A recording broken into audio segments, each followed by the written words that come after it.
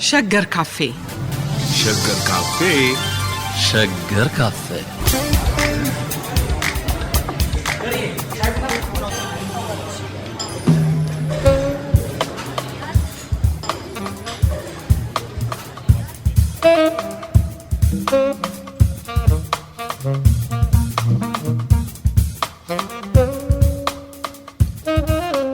ጤና ይስጥልን አድማጮቻችን። ዛሬ ልንነጋገር ያሰብነው ከበዓሉ ጋር ለማዛመድ ብለን ውይይቱን ህማማት፣ የቂጣ በዓል፣ ጸሎተ ሐሙስ፣ ከጸሎተ ሐሙስ ጋር የሚመጡትን ጉዳዮች፣ ስቅለትን፣ ቅዳም ስዑርን፣ የፋሲካ በዓልን እያነሳን እንወያያለን ብለን የሸገር ካፌ ደንበኛ የሆነውን የታሪክ ባለሙያውንና ተመራማሪውን አበባው አያሌውን እዚህ ስቱዲዮ ጋብዘናል። አድማጮቻችን አበባው እንዴት ሰነበት? እግዚአብሔር ይመስገን። እንደምን አለሽ?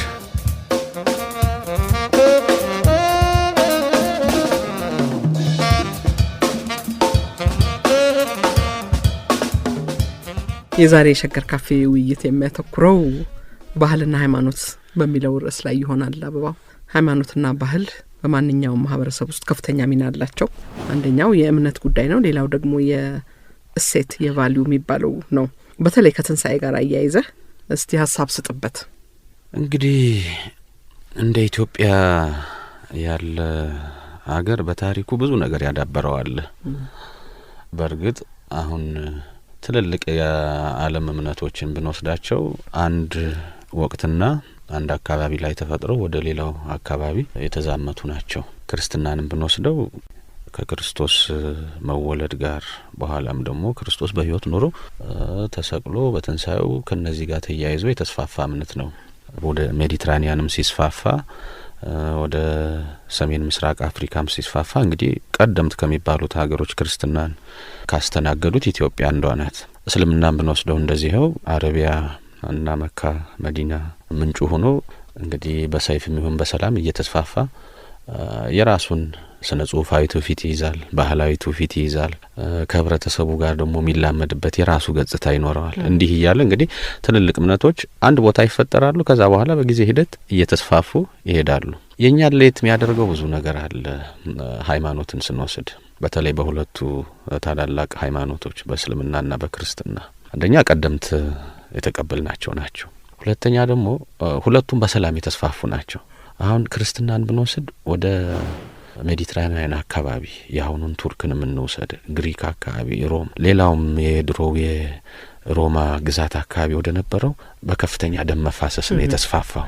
ለዛ ነው የሰማዕታቱ ቁጥርም እኛ የምንዘክራቸው እነሱ የሚዘክሯቸው በጣም ብዙ የሚሆኑት እነ ቅዱስ ገላውዲዮስ፣ ፋሲለደስ፣ ቴዎድሮስ ምስራቃዊ፣ ሌሎች ሁሉ እና ሮማውያን አልፈለጉትም ነበረ እምነቱን። በዛ ምክንያት ብዙ እንግዲህ ሰው አልቆበት ነው። በኋላ ነው በቆስጠንጢኖስ ጊዜ እንግዲህ ይህ እምነት የኦፊሴል እምነት ባይሆንም ክርስትናን የሚያመልኩ ሰዎች ማምለክ መብታቸው ነው ተብሎ ታወጀላቸው። በዛ ረጋ። እስልምናንም ስንወስደው በአብዛኛው አካባቢ እንደዚሁ በሰይፍ ነው የተስፋፋው። እኛ አካባቢ ግን ሁለቱም በሰላም ነው የተስፋፉት።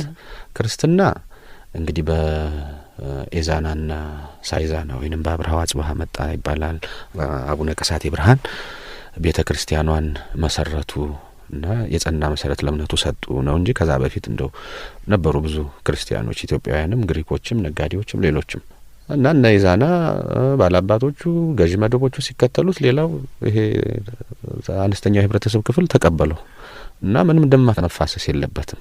እስልምናንም ስንወስድ እንግዲህ ከነብዩ ትእዛዝም ጋር ተያይዞ እንደገና ደግሞ በሰይፍ ሳይሆን በንግድ የተስፋፋ ነው። በአብዛኛው ምስራቅ ኢትዮጵያም ስንወስደው መሀል ኢትዮጵያም አካባቢ እንግዲህ በክርስቲያን በሆነው አካባቢ ሰሜንና ማዕከላዊ ኢትዮጵያም ብንወስድ ብዙ ክርስቲያኖች ነበሩ በየዘመኑ። እነዛም በንግድ ከተሞች አካባቢ፣ ገበያዎች አካባቢ እየተቀመጡ የተስፋፉ ናቸውና በሰላማዊ መንገድ ሁለቱም ሃይማኖት መስፋፋታቸው ምንን አመጣ? የራሳቸውን ባህል እንዲያዳብሩ አደረጋቸው። ክርስትና እንግዲህ ከባህሉም ጋር እያይዘን እሱን አይደለምና ወራው ብዙ ነገሮችን ይይዛል። አሁን ለምሳሌ ከጥምቀት ጋር ይያያዛል። ጥምቀት በአብዛኛው ይሄ የድግስ የጥጋብ የምን እንትን ስለሆነ ከገና ጋር ተያይዞ የገና ጨዋታው ሁሉ ከዛ ጋር ባህል ተፈጥሮ ሃይማኖትና ባህሉ አንድ ይሆናል። ግንቦት አካባቢ ብንወስድ አሁን የግንቦት ልደታ ይሄ የንፍሮ ከማርያም ልደት ጋር ተያይዞ ንፍሮ የመቀቀሉት ሃይማኖቱ ጋር አብሮ ተያያዘ እንጂ ጥንትም የነበረ ባህላዊ ድርጊቶች ነበሩ። የመስቀልንም ብንወስደው እንደዚሁ የአበባ ወራት ጋር ከመሆኑ ከክረምት መውጣት ጋር ተያይዞ የእሸት ጊዜ በመሆኑ ብዙ እንትን አለ እና ሃይማኖትና ባህል የተጋቡበት ነው ብዙ ጊዜ። ይሄ ደግሞ በኢትዮጵያ ህብረተሰብ ብቻ ሳይሆን በሌላውም ያለ ነው እና ትንሣኤንም ስንወስደው ሃይማኖቱ አንድ እንግዲህ የሚያመጣው እምነቱ የሚያመጣው ድርጊቶች ይኖራሉ። ሃይማኖት ስንል እንግዲህ ከእምነት ጋር የተያያዘ ነው። እምነት ማንም የሚያምነው ነው። በክርስቶስ የሚያምን ያምናል ያድናል ብሎ የለም። በእስልምና ደግሞ አንድ ፈጣሪ አንድ አላህ አለ ብሎ የሚያምን ያምናል። ያ እምነት ነው። እምነቱ የሚገለጽበት ድርጊት ደግሞ ሃይማኖት ነው ብለን እንወስደዋለን። ያ ስለሚሆን ሃይማኖት በራሱ ድርጊት ነው። ያ የሃይማኖቱ ተግባር ደግሞ እያደገ ከህብረተሰቡ ጋር ደግሞ ከእምነቱ ውጭ ከለመደው ነገር ጋር ተጣጥሞ ሲቀር አንድ እምነት ባህል ፈጠረ ይባላል እና ክርስትናም እስልምናም የራሳቸው ባህል አላቸው ከሌላው አካባቢ የሚለያቸው እምነቱ እንዳለ ሆኖ ማለት ነው። ከአገሪቱ ባህል ጋር አብሮ ይጣጣማልና እንደውም ለመለየትም ያስቸግራል ብዙ ጊዜ። እነዛ ባህላዊ ናቸው የምንላቸው ነገር ሃይማኖታዊ ተደርገው ይወሰዳሉ። ሃይማኖቱም ደግሞ ባህሉን ይንተራሰዋል። ያ ስለሆነ የሁለቱ መስተጋብር እምነትንም ያጠነክራል፣ ሁለተኛ ደግሞ ጥሩ የሆነ ማህበረሰቡንም የሚያንጽ የሚገነባም መለያ ሆኖም ደግሞ የሚቆጠርለት እሴት ይፈጥራል። እንግዲህ አሁን ወደ ተነሳንበት ወደ ትንሣኤ በዓል እንምጣና የትንሣኤ በዓል ይባላል፣ የፋሲካ በዓል ይባላል በተለምዶ። እርግጥ ሐዲስንና ብሉይን አንድ ላይ አያይዞ ይመስለኛል አበባው ዛሬ የሚከበረውን የሆሳና በዓል ከዛ ጋር ተያይዞ ሌሎች ደግሞ እንደዚሁ ድርጊቶች አሉ አይደለ? የዘንባባው በዓል ይባላል አይደል? እስቲ ከሱን ጀምር። እሺ እንግዲህ የመጨረሻዋ ሳምንት ህማማት ነች። በዚህ በአብይ ጾም ደግሞ በሁሉም የክርስቲያን ክፍሎች ጾም ትልቅ የክርስቲያኖች አንድ የሚጋሩት ክርስቲያናዊ ድርጊት ነው ተብሎ መወሰድ ይችላል እና ያ የመጨረሻ ሳምንት እንግዲህ ብዙ ጊዜ የጸሎት የስግደት ሳምንት ይሆናል። ያ ከመቼ ይጀምራል ቢባል እንግዲህ ሆሳና ከበዓሉ በፊት ያለችዋ በዓል ነች።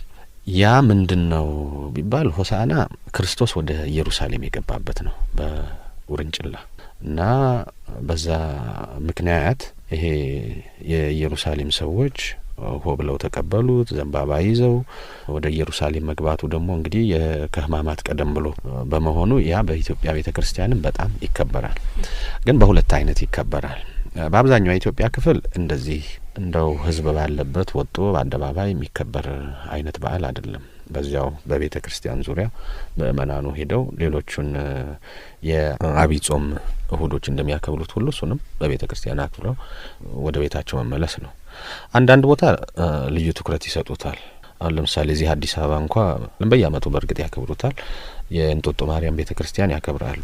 ድርጊቱን ለክርስቶስ የሚመስል አህያም ተፈልጎ በዚያ ላይ ሆኖ የዛ ምሳሌ ቤተ ክርስቲያኑን ያዞራሉ። ሜዳው ላይም ትልቅ በዓል አለ ህዝቡ የሚሳተፍበት የአደባባይ አይነት በዓል እንደው አነስተኛ ቢሆንም ግን ሆሳና በአጠቃላይ ብንወስደው ምንድነው የሚሆነው?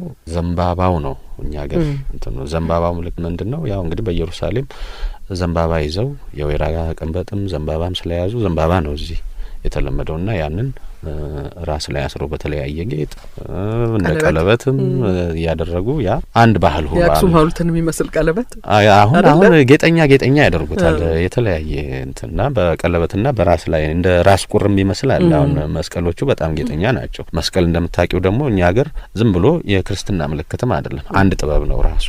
ከዛጉዌዎቹ ስርወ መንግስት ጊዜ ጀምሮ መስቀል በተለያየ ዲዛይን እየተሰራ የራሱ ጥበብ ሆኗል። ልክ ስነ ስዕል ስነ ህንጻ እንደምንለው ሁሉ የኢትዮጵያ የመስቀል ስነ ጥበብም የጎላ ቦታ አለው። እያንዳንዱ ዲዛይን ስም አለው እና አርዌ ብርት አለ፣ ቀራኒዮ መስቀል አለ፣ እጸ ሳቤቅ አለ። በቅጠሏ ስም እጸ ሳቤቅ የምትባል ቅጠል አለች። በዛች አይነት ቅርጽ ስለሚይዝ ንጥፈተ ከዋክብት አለ። ብዙ እንደዚህ ጥቃቅን እንትኖች ያለው ልሳነ ከለባትም ራሱ የሚባል አለ።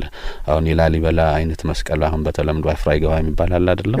እሱ ልሳነ ከለባት ይባላል። እንደዚህ ምላስ የሚመስል ወጣ ያለው ነገር ስላለ ቀርነ በጋ አለ። ለምሳሌ አሁን የአክሱም መስቀል ብለው የሚወስዱት እንደ በግ ቀንድ ጠቅለል ስለሚል ነው ጫፉ ላይ ያሉት እንትኖች እና ያ ሆኖ መስቀል ራሱ ጥበብ ነው። አሁን የሆሳዕና ምናየው ምንድነው እንደው በብረት አይሁን በሌላ በእንጨት አይሁን እንጂ እዚህ በተለያየ ዲዛይን በእጅ መስቀል ላይም በምን ላይ የምናያቸው ነገሮች እዛ ላይ በቀላሉ ተንጸባርቀው እናያለን። እሱም በጎ ገጽታ ነው። የተገነባ እያደገ ሲሄድ እንግዲህ ወደፊት ደግሞ እየዳበረ እንጂ ያነሰ መሄድ አይመስለኝም። ሆሳዕና ይሄን ይመስላል። እስከዚህ ነው እንግዲህ። ወደ ሰሞነ ሕማማት እንግባ።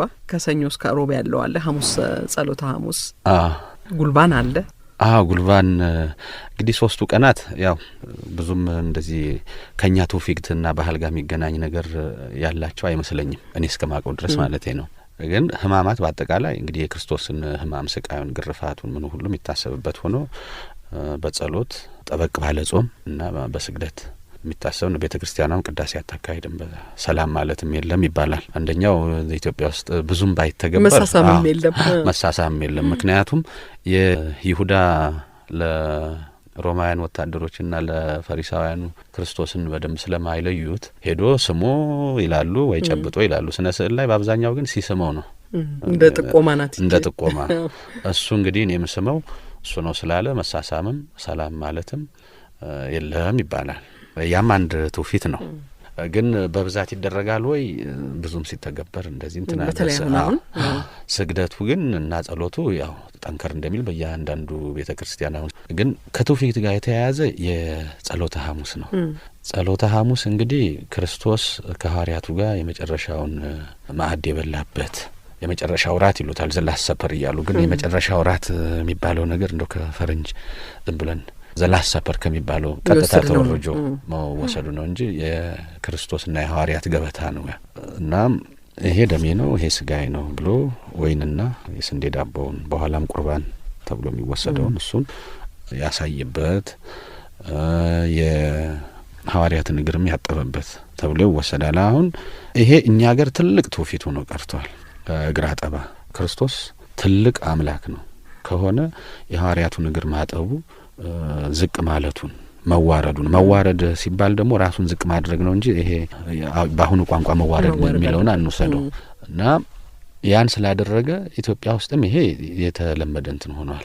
አሁን እንደው በተለያዩ የገጠር ቦታዎች እንደው ራቅ ባሉት ይኖራል እንጂ እና በቤተ ክህነት ነው እንጂ ይሄ እግር ማጠቡ ቀርቷል። የእናት ያባትን እግር ማጠብ እንግዳ ሲመጣ እግር ማጠብ ቤተ ክርስቲያን በራሷ ታከብረዋለች። የጸሎተ ሐሙስ እግር አጠባ አለ። ካህናት እንግዲህ እዛ የተገኘውን ምእመን ማጠብ አለባቸው። እዚህ አዲስ አበባም እንግዲህ ፓትርያርኩም ጭምር ያጥባሉ። እንግዲህ እድለኛ ሆኖ ለተገኘ ሰው በፓትርያርክ መታጠብ ጥሩ ነው፣ በረከትም ነው። በገጠር ደግሞ ሲወሰድ እንግዳ ዘመድም ይሁን ባዳ እግሩን ይታጠባል። የእግዚአብሔር እንግዳ ብሎ የገባ ሰውም ሊኖር ይችላል። በዘወትሩ ቀንም አንድ የእግዚአብሔር እንግዳን መቀበል የእግዚአብሔር እንግዳንም እንደው ለስሙ ለምን ተብሎ አይደለም፣ ለጽድቅ ብቻ ተብሎም አይደለም። በባህሉም የግድ ግዴታ የአንድ ህብረተሰብ ማህበራዊ ግዴታ እንደ ሲቪክ ዲዩቲ የሚወስዱት ነው። የእግዚአብሔር እንግዳ አልቀበልም ያለ ብዙ እንትን ይደርስበታል። እንግዲህ ሆቴል የለ ምን የለ እንትን እግር አጠባ እንደገና በምን ይመጣል? ማን ነው የትንሽነት ምልክት ነው ተብሎ አሁን ለምሳሌ እከሌ እግር አጠበ የከሌን ከተባለ የዛ እንደው የማክበሩ ምልክት ነው።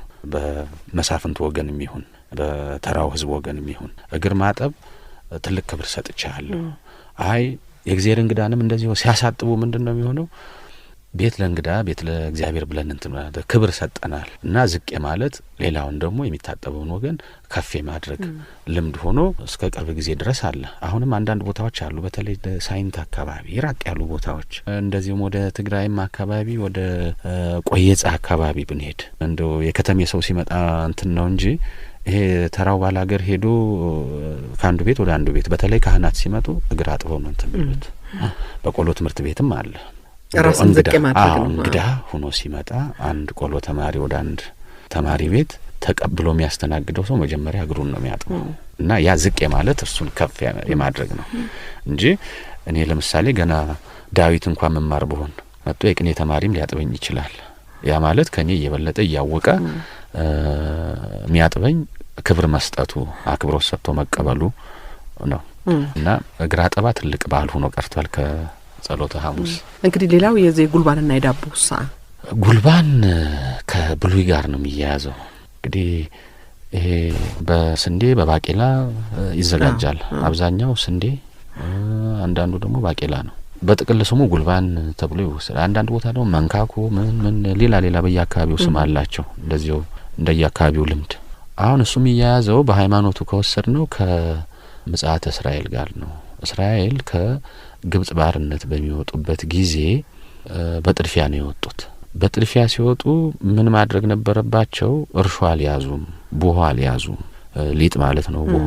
እንግዲህ የአይሁድ አንደኛው ትልቁ እንትን እርሾ ነው። እርሾ መጥፋት የለበትም።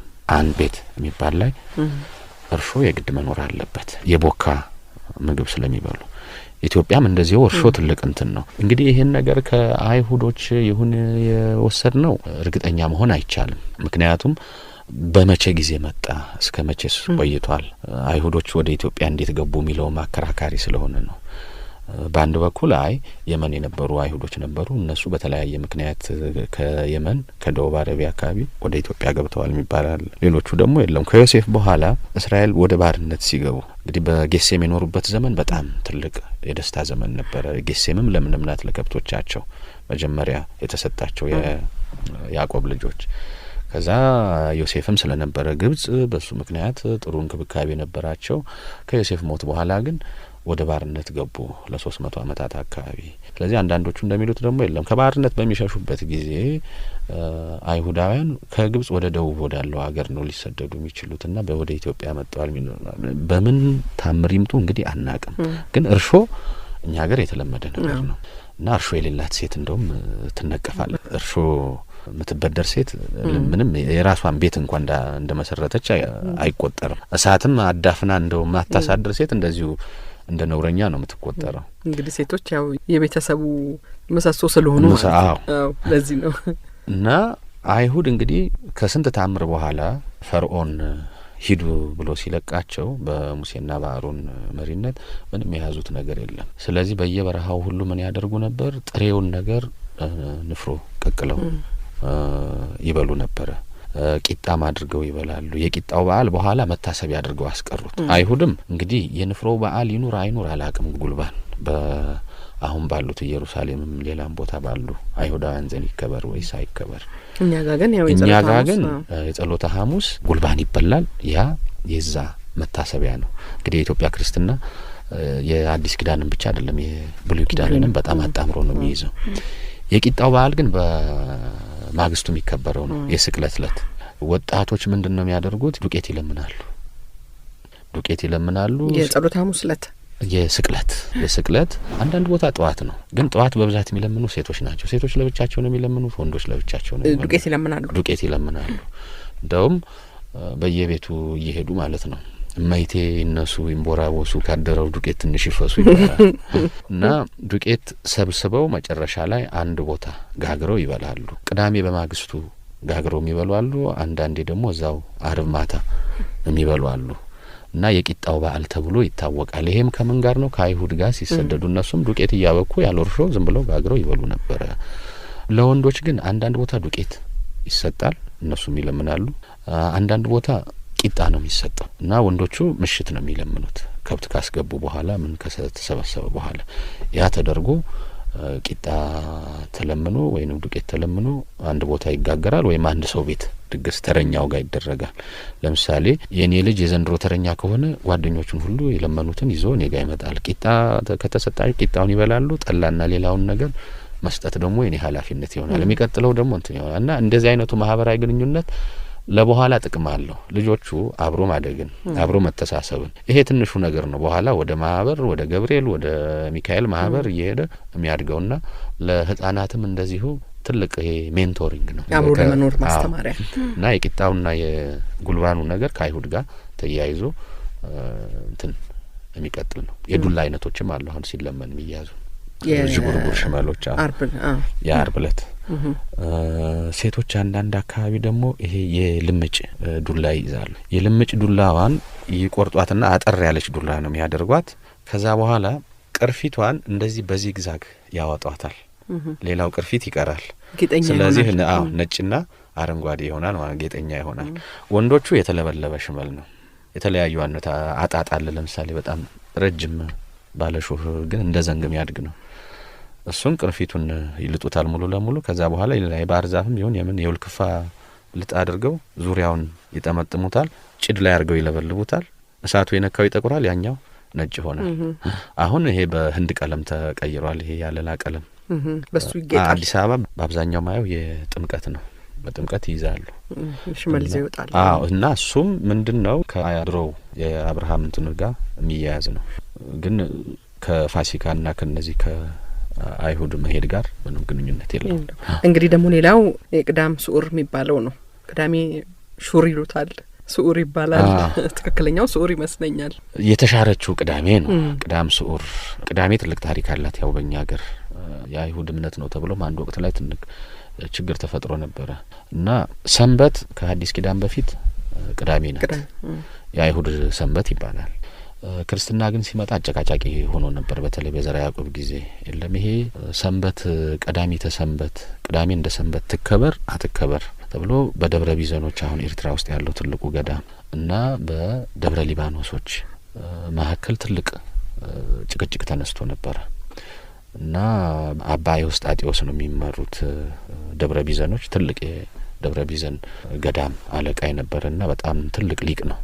ደብረ ሊባኖሶች እንግዲህ የአቡነ ተክለ ሃይማኖት ተከታዮች ናቸውና መጨረሻ ላይ ትከበር አትከበር በሚለው ሁሉ ጭቅጭቅ ተነሳና አጼ ዘርዓ ያዕቆብ ደብረ ምጥማቅ የምትባል ቦታ አሁን ጻድቃኔ ማርያም ያለችበት አካባቢ እዛ ትልቅ ጉባኤ አድርገው ነበርና ሁኔታውን ሲያዩት ምናልባት እንደው ይሄ የሃይማኖቱ ክፍፍል ወደ ፖለቲካም ክፍፍል ሊያመዝን ይችላል። ምክንያቱም በወቅቱ ሃይማኖትና መንግስት የተያያዙ ናቸው። የአንድ ሳንቲም እንደ ሁለት ገጽታ ናቸውና ትከበር በሚል ተወሰነ እና ቀዳሚት ወይንም ቅዳሜ እየተከበረች ከትንሳኤ በፊት ያለችዋ ግን የተሻረች ቅዳሜ ነው ትባል። ክርስቶስን ትንሳኤ የዛ መታሰቢያ ነው። እንደ ሰንበት አትቆጠርም ተብሎ ነው ቅዳሜ ስዑር። ቅዳሜ ስዑር አብዛኛው በአክፍሎት ነው የሚያሳልፈው፣ በሐዋርያት ምክንያት ማለት ነው። ማክፈል እንግዲህ የተለመደ ድርጊት ነው በኢትዮጵያ ውስጥ። አንዳንዶቹ ከሐሙስ ጀምሮ ያከፍላሉ። አይበሉም፣ ምግብ ማለት ነው። አይበሉም።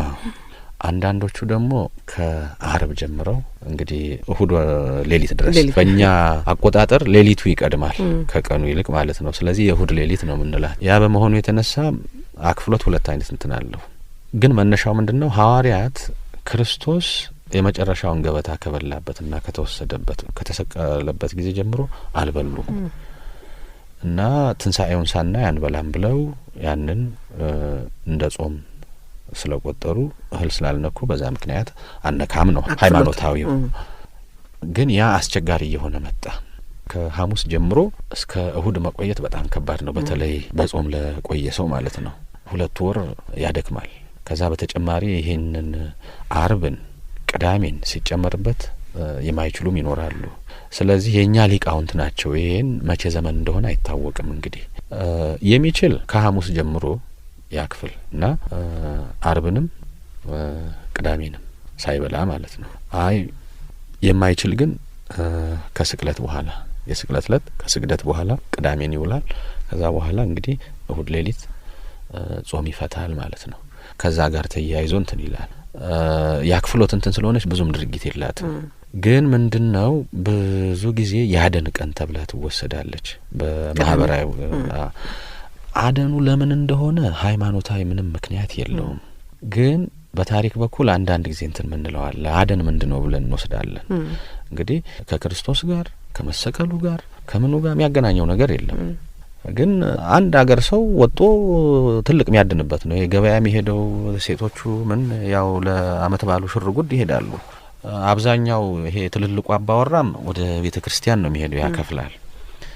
ይሄ ግን ኮበሌ የሆነው አፍላ ላይ ያለው ጎልማሳው ሙሉ ውሻም አይቀርም ይወጣና አደን ነው የሚሄዱት። የሚያዘው ቆቅ ይያዛል፣ የሚገደለው ድኩል ላይ ይገደላል። ሁሉም እኩል ተካፍሎ እንትን ይላል።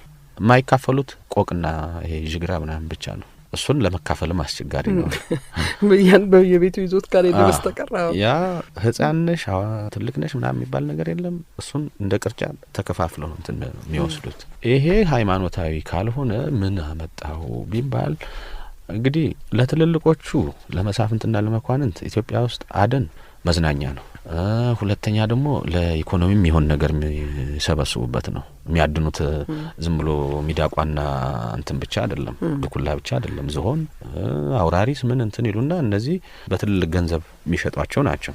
ጦርነት በሌለበት ጊዜ ሰንጠረዥ እየተጫወቱ ያሳልፉት መቼስ ንጉስ አጫዋቹ ብቻ ቁጭ ብሎ የሚያጫውታቸው ነገር በቂ አይሆንም እና ሄደው አደን ተዝናንተው ዝናም ይመጣል። ደግሞ ንጉሱ እንትን ገደለ ሲባል ትልልቅም ታሪክ የያዛቸው ነገሮች አሉ። አሁን ለምሳሌ እንደ ኢያሱ ታላቅ ኢያሱ አዲያም ሰገድ በጣም አዳኝ ነበር ይባላልና ወደ ቋራ አካባቢ ሄዶ በቱማታ ይገላል። ብዙ ጊዜ ቱማታ ማለት በጨበጣ ነው የሚወጋው። እንደውም ነፍጥም አይጠቀምም፣ በጦሩ ወሩ አይወጋም እና ትልቅ ስምም ያመጣል። ቱማታ ሲባል እኮ ሌላ ትርጉም ነው ያለው። እንደው ዝም ብሎ ሽብር ምናምን አይነት ትርጉም ነው ያለው ቃሉ። እንግዲህ በ17ኛው ክፍለ ዘመን ትርጉም ግን በቱማታ ወጋው ካለ ጨብጦ ሳይወረውር በጨበጣ። ምክንያቱም በፈረስ እየጋለቡ እንትን ስለሚሉ ይደርሱባቸዋል አውሬዎቹንም እንደዛ ስለሚሆን እና ባላገር ለምንድን ነው የሚያድነው ስንል ለሆዱ ብሎ ነው የሚያድነው። መሳፍንቱ አደን መዝናኛቸው ነው እንዳልኩሽ። ግን የዓመት በዓል ቀን ደግሞ እነሱ ስጋ ሞልቷቸዋል። ፍሪዳ ያርዳሉ የፈለጉትን ያክል 4 በሬ ሊሆን ይችላል፣ ከዚያም በላይ ሊሆን ይችላል። ባላገሩ ግን ቅርጫ ነው የሚፈቀድለት። ምክንያቱም በሬ ማረድ አይቻልም። በሬ ማለት የምርት ኃይል ነው። መሬቱ አይታረስም። ስለዚህ ባላገር እንደፈለገ በሬ የሚያርድ ከሆነ ባላባት ከሚወስደውና ከሚለፋ አርዶ በልቶ ይጨርሰዋል። ያ ስለሚሆን ምንድነው እንደሚያደርጉት ያንሳቸዋል እዛ የቅርጫውም የምኑም እንትን ነገር። ስለዚህ የቅዳም ሹር በሚያደርጓት አደን ያገኟትን ይሰበስባሉ። ጭራሹን ደግሞ ቅርጫ ውስጥ ማይገባ መናጢ ደሃም ሊኖር ይችላል። እንደው ዜጋውም ደግሞ ሞልቷል። ዜጋ ማለት ምንድነው? ይሄ ጉልበቱን ብቻ ይዞ መሄድ የጭሰኝነት ግዴታ የለበትም። ጉልበቱን ብቻ ይዞ ይሄዳል፣ ያርሳል። የኩልም ወሰደ የምንም ወሰደ እንትን ግን ሲፈልግ ጥሎ የመሄድ ነጻነት አለው። እነሱ ሁሉ ቅርጫ ማይገቡት ባደን የሚሰበስቡትን ነገር ለበዓሉ መግደፊያም ይጠቀሙበታል የሚል እንደው ሀተታ ነው በአብዛኛው የምናስቀምጠው። ከአደን በተጨማሪ ይሄ የቄጠማው በዓል ደግሞ አለ። የቅዳም ስዑር ቀን ጠዋት የሚደረገው ማለት ነው። እንግዲህ ያው ጌታችን ተመረመረ፣ ዲያብሎስ ታሰረ ነው ትልቁ መልእክት። ምክንያቱም ክርስቶስ ወደ ገሃነም ገብቶ ነፍሳትን ያወጣበት ነው። ከዛ በኋላ ትንሣኤው የታየበት ነው እና ቅዳሜ በምዕራቡ እና በካቶሊኩ ክርስትና እንደምን ይነሳል? ይሄ ዲሰንት ኢንቱ ዘ ሊምቦ ወደ ገሃነም ገብቶ ነፍሳትን ነጻ ያወጣበት። በተለይ አዳምና ሔዋን ስዕልም ሲሳል በአብዛኛው ምን ተደርጎ ይሳላል? ክርስቶስ ሁለቱን እጃቸውን ይዞ ሲያወጣ አዳምና ሔዋንን ተደርጎ ያ ቄጠማው እንግዲህ የዲያብሎስ መታሰር ክርስቶስ ደግሞ ድል መንሳቱ ምሳሌ ተደርጎ ካህናት እየዞሩ ይሄንን እንደ ብስራች ነው እንደ ምስራች ያበስራሉ እና ያ በሚደረግበት ጊዜ ቄጠማው እንደ በረከትና እንደ ምሳሌ ይሰጣል፣ ይታሰራል። አንድ ክርስቲያን ደግሞ የሚጠበቅበት የማሰርና እንትን ያለ ግንባሩ ላይ። ከዛ ውጭ ግን ቄጠማ ተሰጥቶ ዝም አይባልም። ማግ ይሰጣል። ይሄ አንድ ማግ አለ።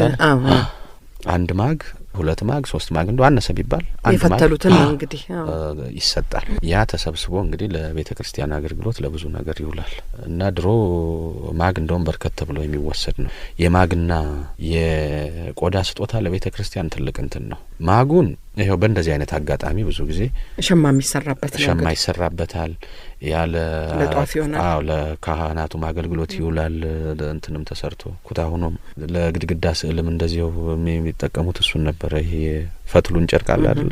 እሱን አድርገው ማግና ብዙ ጊዜ ለቤተ ክርስቲያን እንደ ግብርም ይሆናል። አንዳንድ ስርዓተ ደብሮች ላይ ምን አለ የዚህ ሀገር ይሄን ያክል ማግ ያስገባ፣ ልክ የዚህኛው ሀገር ግብር ጧፍ ይሁን እጣን እንደሚባለው ማግም ይጣልባቸዋል። ቆዳ አይገበርም፣ ባላባቶቹ ይሰጣሉ። ለብራና ለምን ይውለዋል አይደል? እሱን እንግዲህ አንድ ደጃዝማች ቢኖር የሆነ ግብር ቢጥል ቢያንስ እንግዲህ 90 ፍየል ወይ በግ ሊያርድ ይችላል፣ 60 ፍሪዳም ሊጥል ይችላል። እሱን ለዚህኛው ቤተ ክርስቲያን ሰጥቻለሁ ቆዳውን ሊል ይችላል። እንደ ጽድቅም ይቆጠርለታል። ያ ደግሞ ሄዶ ለብራና ለምን እንትን ይላልና ደግፎ ይዘዋል። እንደዚህ የማህበራዊ ስርዓቱም ለሃይማኖቱ ስርዓት የኢኮኖሚም ተደጋግፎ ነው ይኖር። አሁን ነው ሁሉ ነገር በብር መመንዘር የጀመረ እንጂ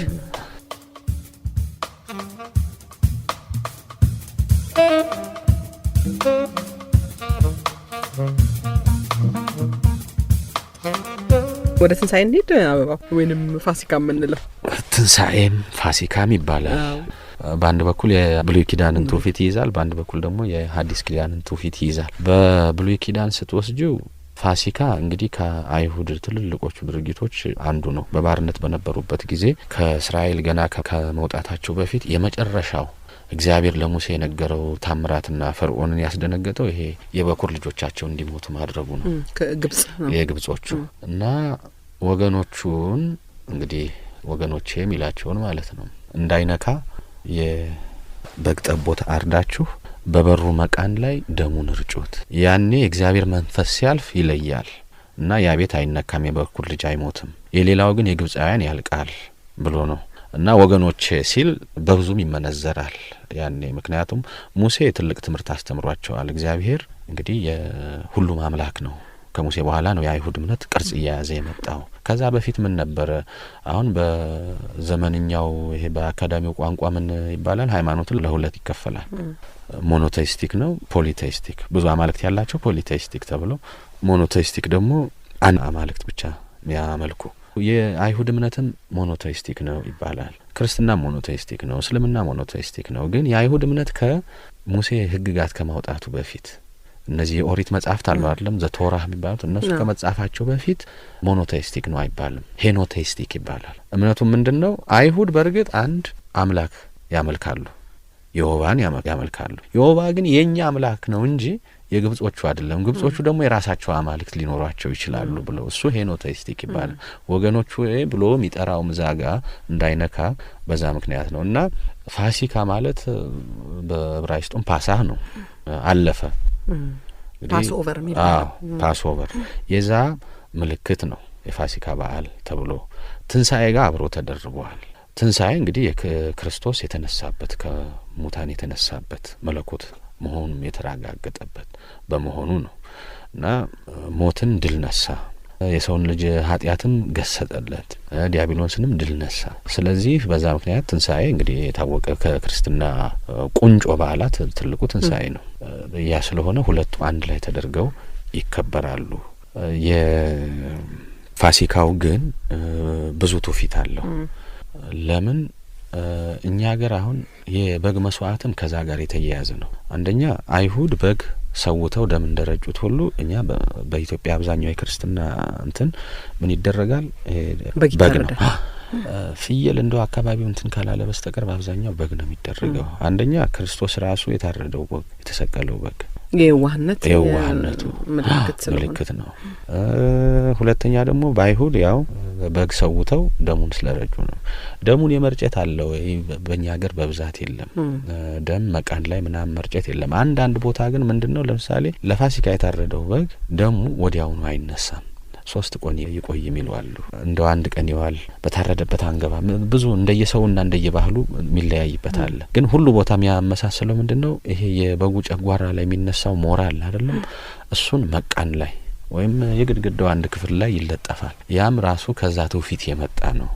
ለምንድነው ሞራ የተደረገ? እንግዲህ ምናልባት ከባዕድ አምልኮ ጋር የሚያያይዙት ነገር አሉ። ሞራ ማንበብ ግን በክርስቲያኑና ሰሜንና ማዕከላዊ ኢትዮጵያ የሞራ የማንበቡ ባህል የለም። ወደ ታች ወደ ደቡብ ግን አለ። የሚያያዘው ግን ከምን ጋር ነው? ደም ከመቀባት ይልቅ ይሄ ሞራውን የመቀባት የመለጠፍ እሱ እንዳንድ ከፋሲካ ጋር ተያይዞ ከብሉይ ኪዳን የተወረሰና እንደው እስካሁንም የቆየ ትውፊት ነው። ከትንሣኤ ጋር ተያይዞ ያው በግ ይታረዳል፣ እሱ አንድ ነገር ነው። ግን ትንሣኤ ብዙም አይነት ይሄ ከክርስቶስ መነሳት ጋር ተያይዞ የተፈጠረ ትውፊት የለም። ዶሮ መታረዱ ብቻ የጴጥሮስን እንደዛ ምልክት ይወሰዳል። ምክንያቱም 3 ጊዜ ዶሮ ከመጮሁ በፊት 3 ጊዜ ትከዳኛለህ። ዶሮ የተለመደ ነው ትንሣኤ ላይ እና እንግዲህ ከዛ በኋላ ያለው ከፋሲካ በኋላ የዳግማ ትንሣኤ ነው። ፋሲካ እንደ ጥምቀት እንደ ሌሎቹ ብዙ አልሰጠንም። ምክንያቱም የቤት ውስጥ በዓል ነው። ሰው በቤቱ ቁጭ ብሎ ያከብራል፣ ይበላል፣ ይጠጣል። ቅርጫ የሚወስደው ቅርጫ ይወስዳል። ግን ቅርጫ አሁን እያነሰ የመጣ እንትን ነው። ምክንያቱም ያለ እንጂ ከችግር አኳያ ከምን ይወሰዳል እንጂ ማህበራዊ እንትኑን አጥቷል። አሁን ቅርጫ የሚቃረጥ ቋሚ እንትኖች አሉ አይደለም? ድሮ አሁን ከባላገሩ የዚህ ጎጥ አንድ በሬ ተፈቅዶልሃል። ያ ተቃርጦ ማህበራዊ እንትንን ማዳበርም ነው። በእርግጥ ባላባቱ ሆን ብሎ ያንን ገባሩ ላይ ቢጭኑበትም ማለት ነው ፍሪዳም ማመጣል ብርንዶ ማብላት ጠጅ ማጠጣት ይሄ የባላባት ብቻ መብት ነው ባላገር ይሄ ፈጽሞ አይችልም ስለዚህ ያችን ቅርጫውን ተቃርቶ እንትን ሊኖር ይችላል አሁን እየቀረን መልሽ በምን መንገድ ነው ያስተሳስራሉ ያው ከዛች ከለቷ ውጪ ብዙ ነገር ያመጣሉ እንደ ትርፍም ደግሞ የሚሰሩበት አሉ መሰለኝ ከሰው ገንዘብ ይሰበስባሉ ትርፏን ነው እንጂ የሚያዩት መቃረጡ ምናምን እንደዚህ አብሮ አስተሳስሮ አቆይቶ የሚይዝ ነገር የለውም እውነት ነው ወደ መደምደሚያው እንሂድ አበባው ይሄን ሁሉ ከተነጋገርና አይቀር እምነትና ሃይማኖት ባህላዊ ሴቶች ለአንድ ማህበረሰብ ማንነትን ጠብቆ ለመኖር እንደገና ደግሞ እርስ በርሱም በሰላምና በተረጋጋ ሁኔታ አብሮ ለመኖር ጥሩ መደላድል ይፈጥራሉ ይባላል እስቲ እዚህ ላይ ሐሳብ ስጥበት ሃይማኖት እምነት ባህል ትልቅ ሚና አላቸው እምነት እንግዲህ የእያንዳንዱ ሰው የግል ጉዳይ ነው የፈለገ በክርስቶስ ያምናል የፈለገ በማርያም ታማልዳለች ሊል ይችላል አለማለትና አለማመን መብቱ ነው ያ እንትን የለውም እምነት አላህ በፈጣሪ ይሄ እምነት ለእያንዳንዱ ሰው እንትን የሚታው ነገር ነው እምነትን በተፈጥሮ በጎ ስራ እንጂ መጥፎ ስራ አይልም ማር እንጂ በድል አይልም እና እምነት ለአንድ ህብረተሰብ ትልቅ ጠቀሜታ አለው ለግለሰቡም ደግሞ ትልቅ ጠቀሜታ አለው አንደኛ ቢያዝን የሚጽናናበት ነው ትልቅ የሞራል ጥንካሬ ይሰጣል ያንዳንዱ እምነት ለህብረተሰብ ደግሞ ሲሆን እምነቱ አንደኛ ያንዳንዱ እምነት የሚያስቀምጣቸው የማህበራዊ ግዴታዎች አሉ እነዛ ማህበራዊ ግዴታዎች እየጠነከሩ ህብረተሰብ ላይ ሲገቡ ህብረተሰቡን የበለጠ ያቆራኙት ያስተሳሰሩት ትልቅ እንትን ይፈጥራሉ ለምሳሌ እንውሰድ ለምሳሌ የንግስ በዓል አለን በል መጠያየቂያ ነው በእያንዳንዱ ገጠር ላይ ደብርስ እንዴት ሳስም ቀረህ ማርያምን መሳሙን አይደለም የዳር ማርያም ከጠራው ማለት ነው ደብር ሳሙ ይባላል ወይ ጸበል ቅመሱ አለ አይደለም እንዴ ጸበል አለመቅመሱ ማርያምን አለማክበሩ አይደለም እንዴት መጣህ ጠይቀኝም ነው ትልቁ የሚያቀያይመው ነገር አይደለም እንዴ ሲሄድም ደግሞ የሚያከብረው ማርያምንማ የትም ቦታ ሊያገኝ ይችላል ወይ ገብርኤልን የትም ቦታ ሊያገኝ ይችላል ትልቁ ነው ተጠያይቆ አዎ ወዳጄ ነህ ዘመዴ ነህ ይሄ ተብሎ ትልቅ እያንዳንዱ እምነት የሚፈጥረው ተግባር ህብረተሰብ ውስጥ የሚጫወተው ሚና አለ ከዚህ አልፎ ደግሞ ትልቅ እንትን የሚለው ምንድነው እንግዲህ እምነት ዝም ብሎ ማይዳሰስ ማይጫበጥ እንዲ ማይገለጽ ቢሆንም ሃይማኖት ይገልጸዋል ምክንያቱም ሃይማኖት እምነቱ የሚገለጽበት ተግባር ነው ያ ሃይማኖታዊ ተግባር ደግሞ የራሱ ባህላዊ ቅርጽ ይወስዳል ከህብረተሰቡ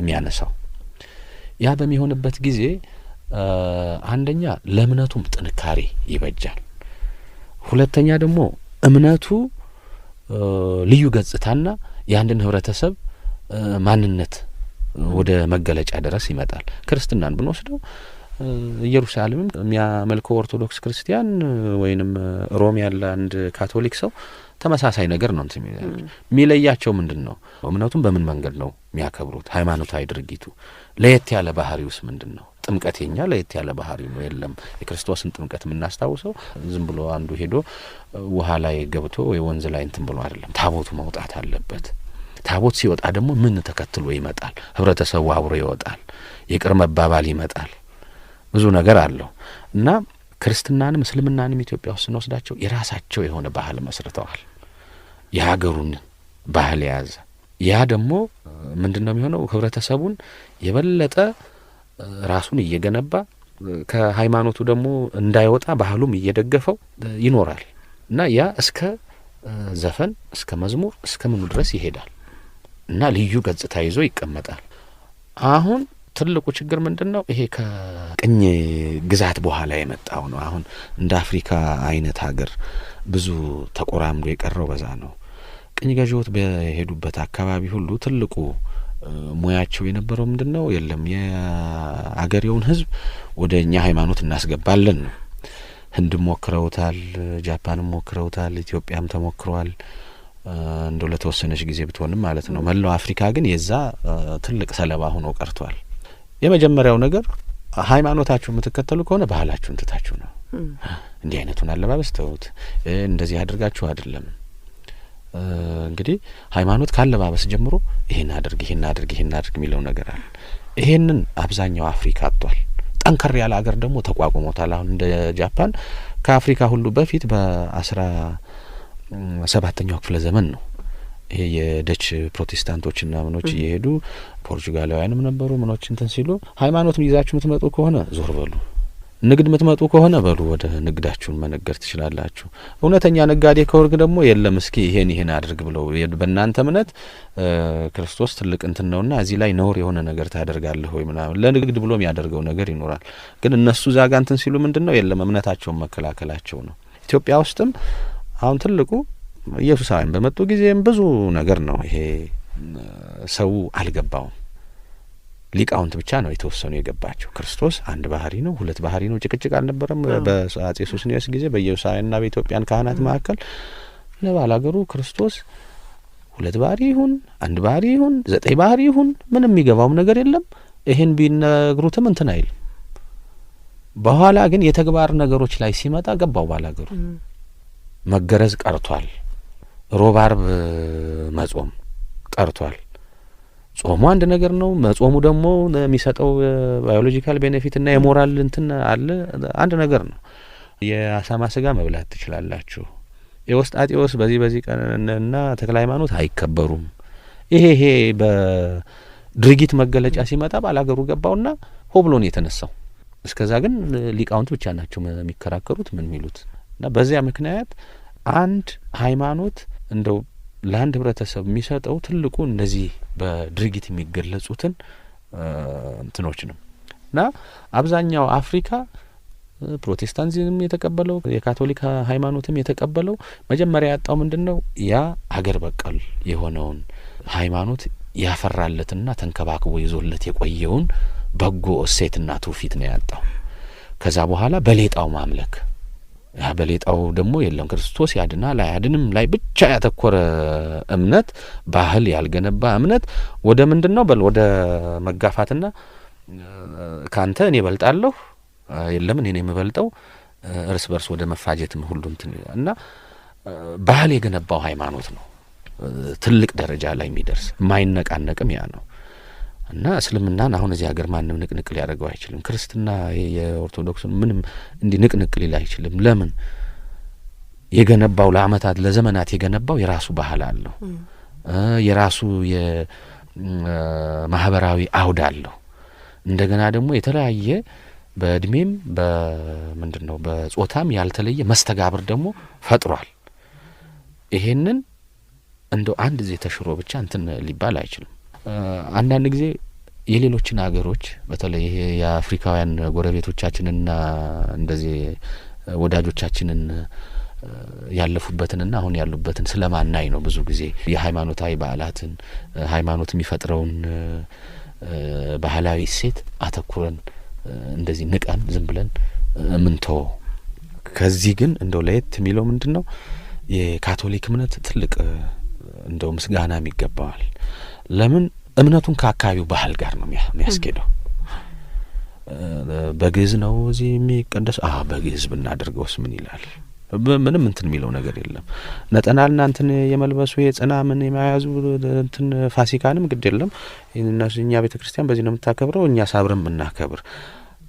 ሃይማኖት አካባቢውን ሲመስል ጥሩ ነው። አለበለዚያ ክርስትናም እኮ የደነገገው ነገር የለም ይሄን አድርገህ ነው ክርስቲያን መሆን የምትችለው ይሄን ብሎ ያወጣው ህግጋት የለም። የተወሰነውን የሰውን መንፈሳዊ ህይወት ብቻ ነው የሚቆጣጠረው እንጂ ሁለመናውን ይሄን አድርገህ የሚል የተሟላ ነገር የለም። በዚህ በኩል በተለይ አሁን የሚታየው በተለያዩ ሃይማኖቶች እና እምነቶች ላይ የምናየው እምነትን ከማስፋፋት ይልቅ ባህል ላይ መዝመት።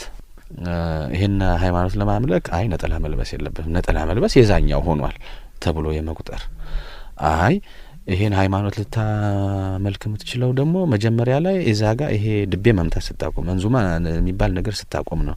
እንደዚህ አይነት ሃይማኖቱን ትቶ ባህሉን መጀመሪያ ማጥቃት እንደው ለሀገርም አይበጅም፣ ደግሞም ለሁሉም ችግር ነው። ምክንያቱም እምነት ሃይማኖት የምንለው ሰው ፈቅዶ ወዶ የሚያደርገው እስከሆነ ድረስ ስለ እምነቱ ማስተማር ስለ ሃይማኖቱ ማስተማርና ያን ሲፈልግ ሰው የወሰደው እንጂ የሌላውን አብጠልጥሎ ወይም ከሌላው ጋር አልመሳሰልም እኔ ለይያለሁ መለየት በእምነት ነው በዋናው ግን ሃይማኖታዊ የሆኑ ነገሮችን የእምነት መገለጫ ድርጊቶችን ግን እንደው ዝቅ ማድረግ ማንቋሸሽ እነዛ ላይ እንደው አነጣጥሮ መተኮሱና በዚያ ላይ ጊዜ ማጥፋቱ ያኛውንም ዝቅ ያደርገውም ይሄኛውንም አያሳካለትም እንደው ለሚኖርበት ሀገር ደግሞ ብዙ ጊዜ ጥሩ ነገር እንትን የሚለው ሁሉንም እኩል አይቶ ሁሉንም እኩል መዝኖ በዚያ ውስጥ የራስን እምነት ይዞ መጓዝ ነው እንጂ አንዱ ላይ እንትን መዝመቱ ጥሩ አይደለም። አንዳንድ በእስልምናም በክርስትናም በኩል ምናያቸው ቅርብ ጊዜ የመጡ እንትኖች ስላሉ ነው። ሌላው ባህል የማንነት ባህል ብዙ ገጽታ አለው። ባህልን ስነ ጥበብን ምን ብዙ ጊዜ ሃይማኖት ይቀርጻል፣ ጉልበት ይሰጠዋል። ለምሳሌ ነጋሪትን ከበሮን ይሄ ዋሽንትን ብዙ ጊዜ ካለማዊ እንትን አዋህደን ከምናጣጥማቸው ይልቅ በሃይማኖቱ በኩል ስናጣጥመው እንትን ይላል። የጸናጽል ድምጽ እንዴት ነው የሚናፍቀው! አሁን አይሰማም እንጂ አዲስ አበባ ምክንያቱም ይሄ የድምጽ ማጉያው ነገር መቼም ያን የመሰለውን ዜማም ሰልቦ ያስቀረዋል። ሰው እንትን እንዳለው ለብዙ ሰው ማሰማቱ ጥሩ ነገር ነው። ግን ጸናጽል የነጋሪት ድምጽ ከዝቅ ብሎ ጀምሮ ነው አይደል ቀስ ይያል እንትን የሚለው ያ ያሬዳዊ ዜማ ራሱ ሲፈጠር ለድምጽ ማጉያ የተፈጠረ አይመስልኝ። ህብረ ዜማው አንድ ላይ እንዲሰማ ግርማ ሞገሱ እዚያ ላይ ይመጣል። እና ባህል ጥሩ ነገር ሆኖ እያለ ሃይማኖቱንም ራሱ ሃይማኖቱን እንደዚህ ሊያለዘዙ የሚችሉ ሃይማኖትን ከቴክኖሎጂ ጋር እንዴት አድርገን ማስታርቀን እንትን ነው እንችላለን። እንደው ዝም ብሎ ስለመጣ ብቻ አንድን ቴክኖሎጂ ወስደን እንትን እንበል። አሁን የድምጽ ማጉያውን ነው ማነሳለሽ። ያ ዜማ ቅኔ ማህሌት ላይ ቆሞ መስማት ያቅታል። የካህናቱን ቅዳሴ ህብረ ዜማው በደንብ አይሰማም። ለምን? ውስጥም ውጭም ያለው እንትን እውነት አንድ የገጠር ቤተክርስቲያን ሄዶ አንድ ሰው ያንን ዜማ ቢሰማ ምን ያክል ግርማ ሞገስ አለው። እና ብዙ ጊዜ እንደው ይሄ ቴክኖሎጂውን እየተዘለለ እየተያዘ ብዙ ችግርም ሊፈጥር ይችላል። እሱም እንደው ቢታሰብበት የሚከፋም አይደለም። እንግዲህ ነው በዚሁ እንደምድመው ይመስለኛል። መልካም በጣም አመሰግናለሁኝ። አንተን አመሰግናለሁ። አድማጮቻችን ከኛ ጋር ስለነበራችሁ ከልብ እናመሰግናለን። እኔና አበባው መልካም በዓል ይሁንላችሁ።